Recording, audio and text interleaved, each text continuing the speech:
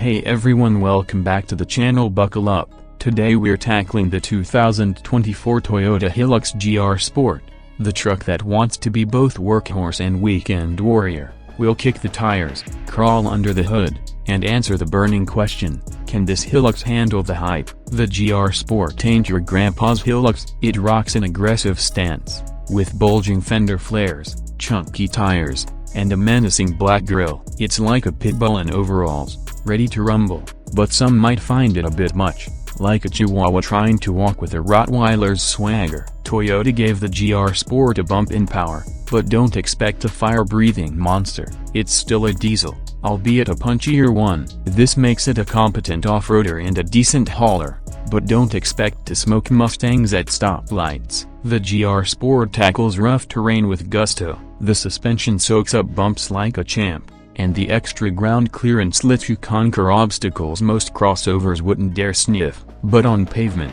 things get a broken bar bumpy. The stiff suspension translates every crack and pothole into a back massage you didn't ask for. Think adventure, not Sunday cruise. The GR Sport throws in some tech goodies to keep you from going feral in the wilderness. A touchscreen infotainment system with all the bells and whistles, cruise control, and even climate-controlled seats, because even off-roaders deserve a bit of comfort.